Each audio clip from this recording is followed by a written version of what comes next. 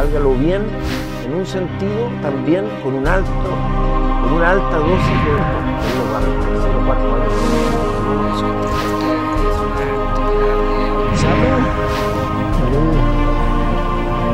La frontera que separa a Kenia de Tanzania es la línea que divide las tierras de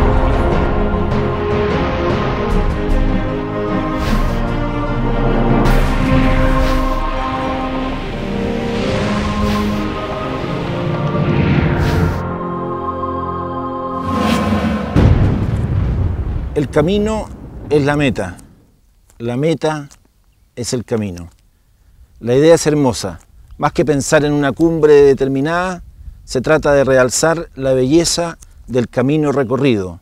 Hablamos de recorrer un camino, hablamos de atravesar una ruta, hablamos de expediciones, hablamos de algo que, por ejemplo, podría ser la vida misma. Tengo en mis manos un set de 12 películas documentales, expediciones increíbles, maravillosas, en las cuales se desafía la adversidad, en las cuales se trabaja con los límites, en las cuales en estas expediciones los que las hacen viven experiencias que nunca podrán escaparse y borrarse de su memoria, de su historia. ¿Por qué se hicieron? ¿Qué había detrás de ellas? ¿Qué quedó de esas historias? El Everest, el Denali, Alaska, el Polo Norte, el Polo Sur, África, recorridos todos profundos, extremos, que sin embargo fueron hechos por personas, eso lo vamos a ver, lo vamos a desentrañar, en apariencia comunes y corrientes, o al menos en apariencia como podría ser yo, que de subir cerros no sabía nada de nada. Yo me expuse a estas películas con la experiencia, con suerte, de haber llegado al Agua del Palo en el Cerro Manquehue, en Santiago. Esa es la verdad. Estuve trabajando hace unos días, después de haber visto todas estas películas, en una columna como la que escribo habitualmente en la revista El Sábado, y en un párrafo dije: trabajo desde hace días en la preparación de un espacio titulado El camino es la meta. Si puedo elegir un camino, escojo uno en donde no se avance atropelladamente, con detenciones, miradores, desvíos y celebraciones que aporten aire y color al viaje, ajeno a cualquier competencia, por supuesto. Hay otro denominador común en estas 12 expediciones, en estos 12 viajes. Se trata de un hombre, de Rodrigo Jordán, un muchacho ingeniero que se formó en la Universidad Católica, que como cualquier otro estudiante ingresó a cursos de montañismo bajo la atenta mirada de su maestro, del profesor Claudio Lucero, y que poco a poco fue encantándose, primero con el alpinismo y después con la idea superior, mayor, especial, de atravesar rutas en busca de experiencias que lo hicieran finalmente a él y a los que recorrieran con él ese camino, entiendo yo, una mejor persona. Gracias, Rodrigo Jordán, por acompañarnos en este recorrido, en este camino, que yo espero que para ti también sea como ha sido para mí, atravesar una ruta, hacer una nueva expedición, donde lo importante es que el camino es la meta. Muchas gracias, Pancho, por invitarme. Hoy día yo me definiría más como un expedicionario que como un montañista. Me gustan las grandes expediciones, los grandes viajes, las grandes travesías. No necesariamente la llegada a una cumbre, pero yo creo que no era así al principio, así que revisarlo va a ser bonito. El primer viaje que vamos a hacer, Rodrigo, es al monte Denali, en Alaska. Fue una aventura llevada a cabo el año 82. Tú eras un muchacho, tenía 22 o 23 años, no lo tengo del todo claro, y me parece que fue al tiro partir con palabras mayores. Obviamente ustedes venían de una formación, pero el profesor Lucero, Claudio Lucero, tuvo que ir a pedirle permiso a tu madre. Es decir, estamos en presencia de un tío que tiene que ir a pedirle a la madre del muchacho permiso y autorización para ir a Alaska, y yo lo que te quiero preguntar es si, ¿por qué partieron por una experiencia tan extrema, en este caso ya de expediciones mayores, como ir al Denali, que todos sabemos, y tú tendrás que explorarlo ahora y descifrarlo, que es un una ruta tremendamente complicada, tremendamente difícil, tremendamente extrema. Mirándolo en perspectiva, yo creo que fue una irresponsabilidad total. Porque sí, piensa tú que éramos un grupo de alumnos de un curso de montañismo en la universidad. Creativamente los cursos se llamaban Montañismo 1 y Montañismo 2, que no eran mucho más que esto, eran campamento, algo de travesía de río, habíamos subido algunas de estas montañas que están aquí. No habíamos salido de expediciones grandes, todavía no habíamos ido al Perú, ni siquiera habíamos ido a la Concagua, que uno debiera ir, ¿no es cierto?, a una montaña que está de alguna forma en el patio atrás de tu casa. Pero Claudio tenía esta obsesión con el McKinley. Él había querido ir hacía muchos años con un equipo mexicano y tenía ganas de hacerlo. Pero en ese minuto, Claudio quería llevar a la primera expedición chilena a la montaña más alta de Norteamérica. Mi mamá estaba en total desacuerdo en que yo hiciera montañismo, porque ella sufría mucho. No se trata de ir al McKinley, se trata de salir cada fin de semana. Sí. Tú te vas y podías sacarte la mugre y volver herido, o incluso, Dios no lo quisiera, con una muerte. Entonces la mamá lo único que no quiere es que tú vayas a esto. O sea, ella decía, pero ¿cómo mi niño va a ir a esta cosa y se va a matar? Y entonces tenían peleas con mi papá, etc. Y sin embargo, y esto yo no encuentro el acto de amor más sublime, me apoyó siempre. Yo tengo aquí, fíjate, te lo traje porque yo sabía que me ibas a hablar de mi mamá. Esta es una foto del McKinley, ¿eh? Y la muestro en cámara ahí. Y yo se la escribo a ella, y esto está escrito en julio del 82. Se la escribí a mi mamá. Ante la inmensidad de las montañas, el hombre se da cuenta de su verdadera dimensión y por ende del respeto y admiración que debe sentir por la madre naturaleza. Un corte y volvemos.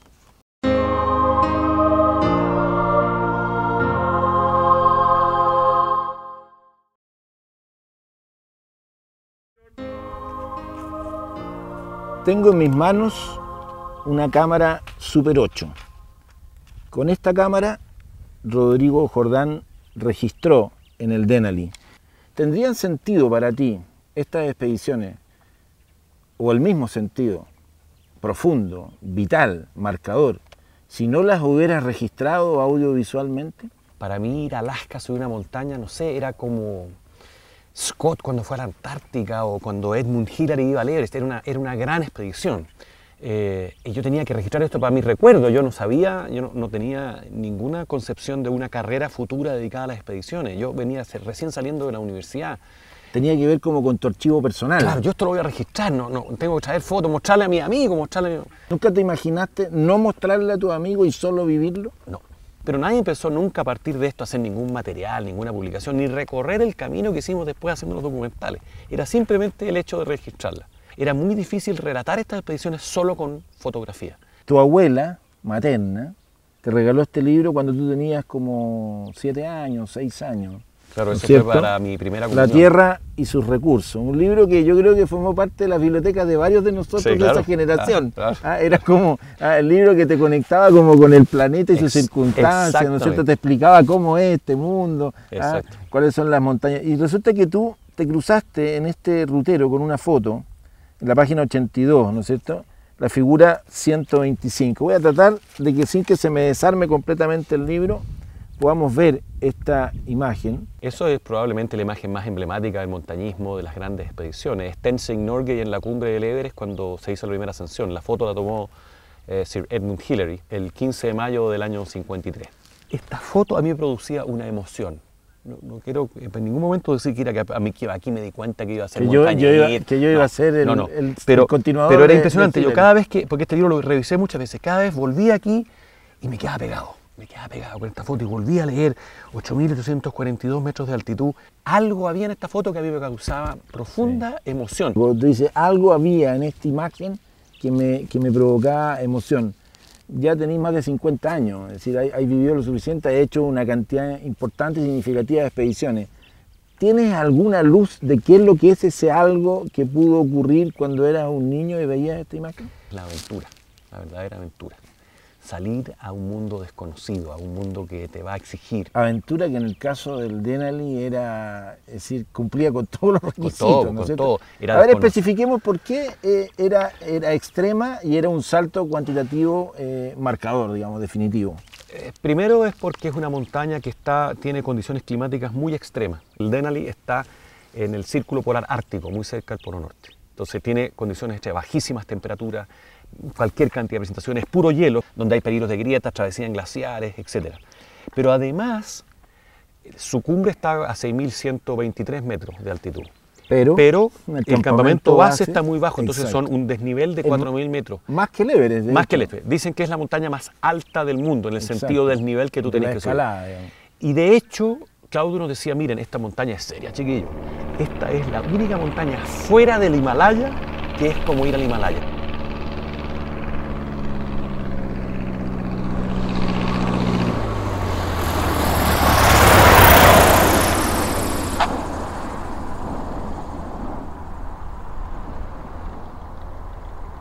Allá uno primero vuela, tiene que volar en avión desde McKinley y aterriza en un glaciar con patines, el avión claro, aterriza. Entonces tú te bajas del avión, no cachas mucho porque hay que bajar las bolsas, y de repente levanta la vista y levanta la vista y levanta la vista y estás debajo de esta cuestión que es una mole gigantesca. Dice, yo tengo que subir eso. Y tú decís, no, pero ya está ahí. Ya, entonces, y eso es muy interesante, fíjate que en el montañismo pasa algo que uno empieza a darse cuenta después. Está esta cosa de los campamentos.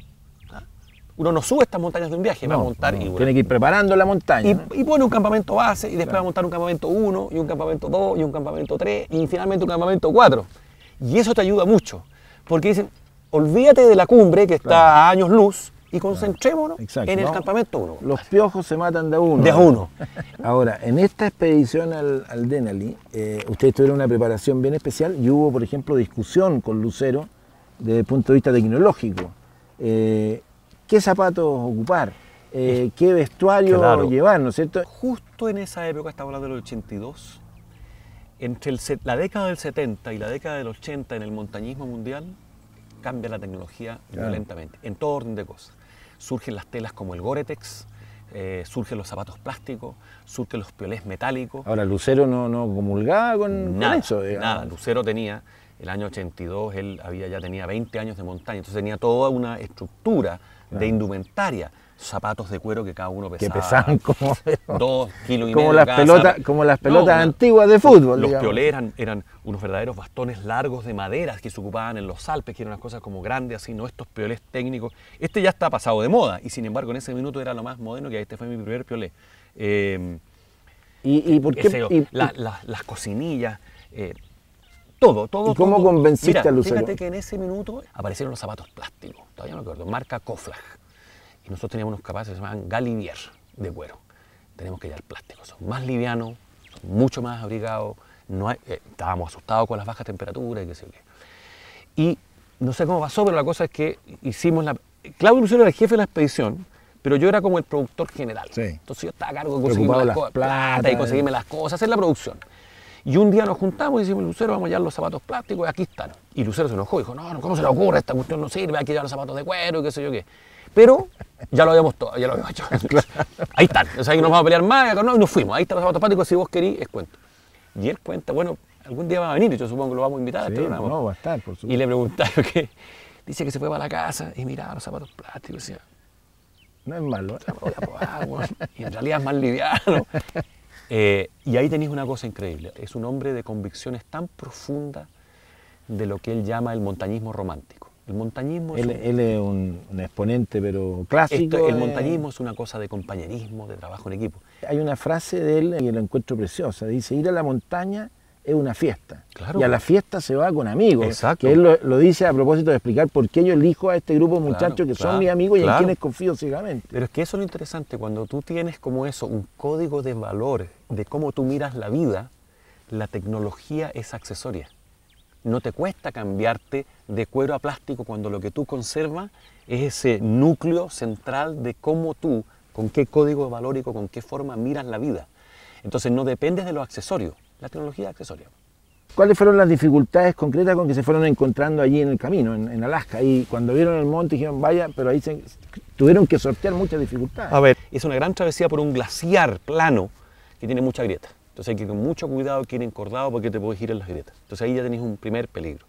Después en la subida, yo te diría que fue básicamente la baja temperatura. Había muy baja temperatura, tuvimos afortunadamente buen clima, pero baja temperatura. Y finalmente, en la última parte, el viento. En el último momento, en el último campamento, llevábamos las carpas, íbamos a armar carpas, no pudimos. Había demasiado viento y finalmente hicimos una caverna en la pared del cerro, Tú empiezas a bradar y Sí. haces una caverna y te metes a una caverna de hielo. No fuimos capaces Hay de una arrancar. imagen en la película que la encuentro preciosa, que es cuando están todos paleando para construir estos muros, ¿no es cierto?, Claro, de hielo, claro. para poder dormir en la noche, porque Claro. si no, el frío Claro, lo el viento, mata. el viento y el frío es lo que hace. Pero tú al principio puedes montar una carpa y construir un muro alrededor, un gran muro de hielo. Claro, Los bloques de hielo son claro. perfectos. Y eso la protege. Arriba ni siquiera eso. Es tanto el viento que ni siquiera el mundo, entonces tuvimos que hacer esta cabaña.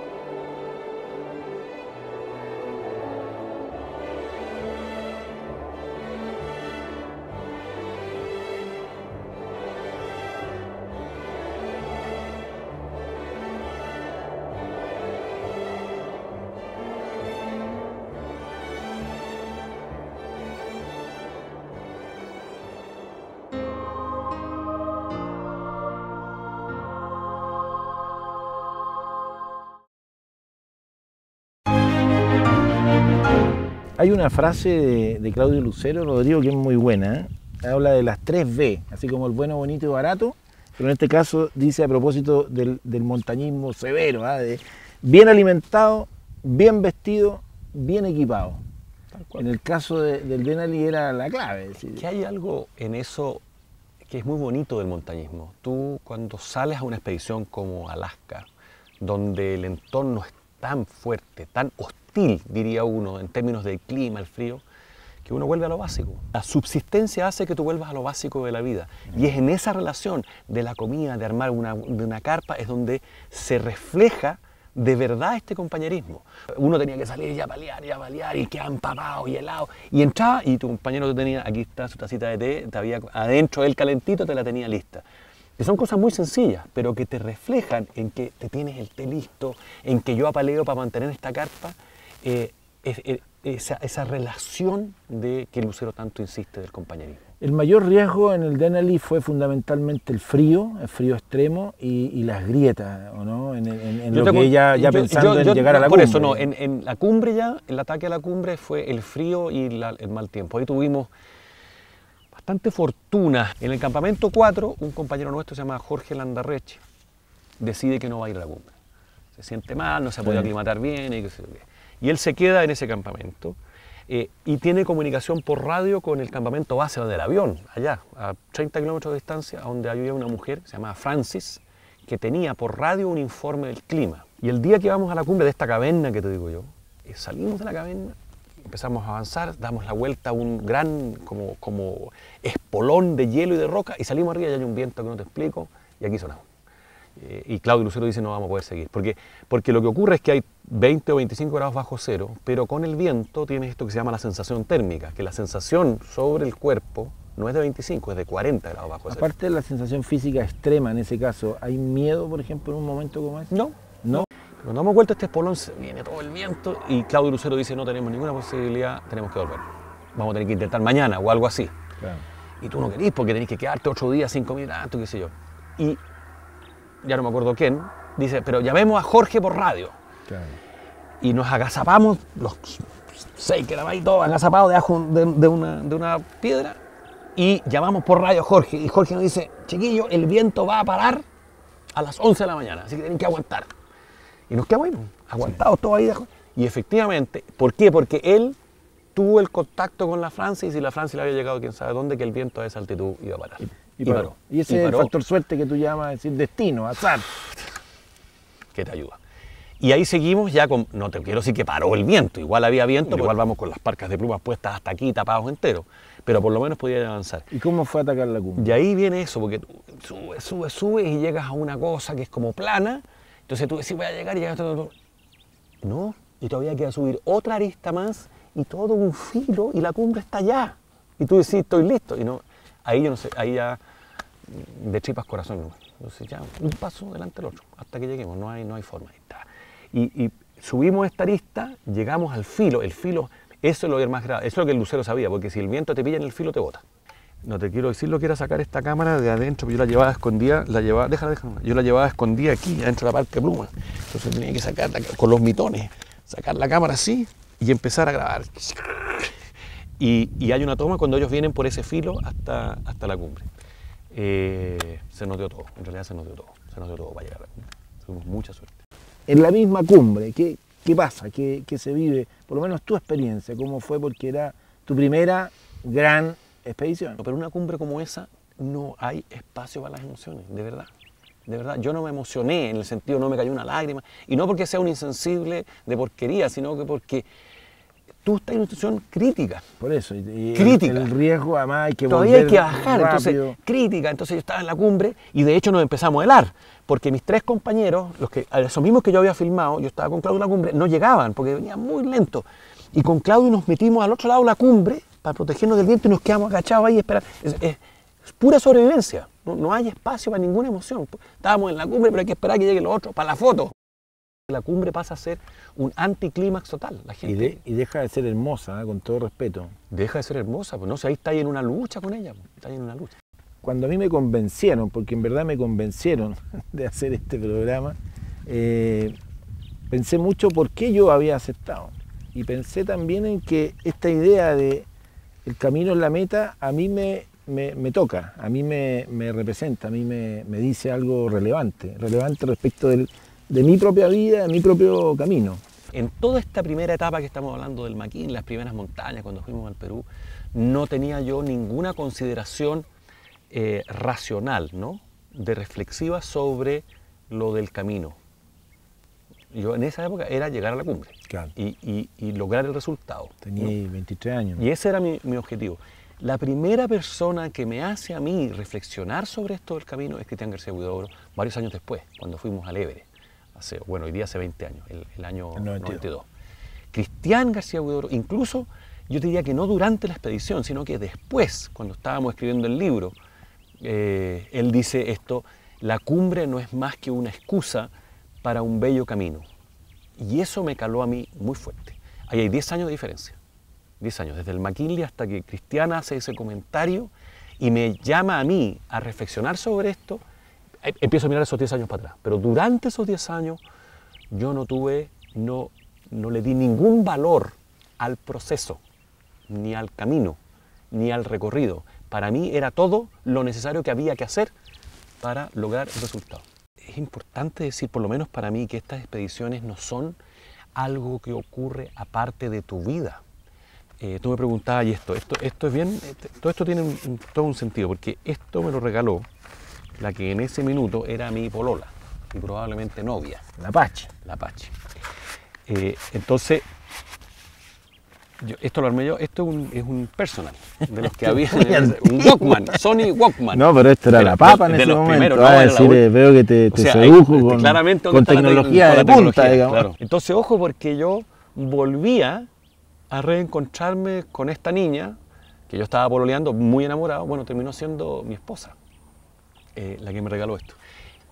Lo que te quiero decir es que están íntimamente ligadas, por lo menos para mí, las expediciones que yo hice con toda mi vida. No son elementos como aparte. Ahora, la Pachi, en ese sentido, era parte de la Escuela de Montañismo La Católica. Ahí la había conocido. Ahí la presentó Claudio Lucero. Claudio Lucero la presentó. Es decir, están todos ahí. Claro, piensa tú que nosotros hacíamos montañismo en el campus San Joaquín y ellos hacían montañismo en el campus Oriente. Y yo que estudiaba ingeniería no tenía nada que ir a hacer al campus Oriente y me empecé a aparecer en forma seguida orbitando en el campus Oriente. Tú podrías pensar, el retorno a casa en ese minuto era nada más que volver a verla a ella. ¿Cambiaste mucho cuando bajaste la cumbre del Denali? Es decir, ¿eso marcó un hito que hoy día reconoces como significativo? Aparte de este que te cuento, que no era racional porque es parte del amor que uno siente por otra persona, lo que sí me quedó, esto es lo que yo quiero hacer para el resto de mi vida, ahora sí. De regreso del Denali, empezaron ya a dibujar en su imaginario que el Everest podía ser el próximo paso. Cuando volvimos del Denali en el 82, el año 83 iba la primera expedición chilena al Everest. Fue organizada por la Federación de Andinismo de Chile, en la cual yo era muy joven, no estaba invitado. Claudio sí, Claudio Lucero iba a esa montaña. Y yo la vi pasar nomás, dije, bueno, ya iremos a hacer otras expediciones, porque yo tenía mucha confianza, tenía mucha admiración por los que estaban en esa montaña, eran como los viejos del montañismo, Gastón Oyarzún, Claudio Galvez, Claudio Lucero, yo era un cabro. Y no llegan ellos a la cumbre. Esta expedición fue en julio la nuestra, y la expedición fue en mayo del año siguiente. En menos ¿No de un llegar año. a la cumbre es fracasar? Es fracasar, A pesar de que estamos hablando y el camino es la meta. es fracasar. ¿Por qué? Porque eso es lo que tú te propusiste. O sea, nosotros hicimos esto para llegar a la cumbre. Que tú aproveches y goces el camino puede ser, pero tú te propusiste esto, hiciste todo tu esfuerzo para llegar a la cumbre, entonces no llegas. Cuando ellos vuelven del Everest, estos 8 meses después de esta expedición, yo voy a esperar a Claudio Lucero al aeropuerto. No habían llegado a la cumbre y él se baja y tú no estás esperando ahí en la puerta del aeropuerto, y él sale, me ve, me abraza y me dice, pucha que te eché de menos, pucha que te eché de menos, tenemos que ir nosotros, tenemos que ir nosotros. Y ahí partimos. Y después del Denali 82, el McKinley, vino el Everest 86. Y eso es lo que vamos a ver en el próximo capítulo. Gracias, Rodrigo. Encantado, muchas gracias.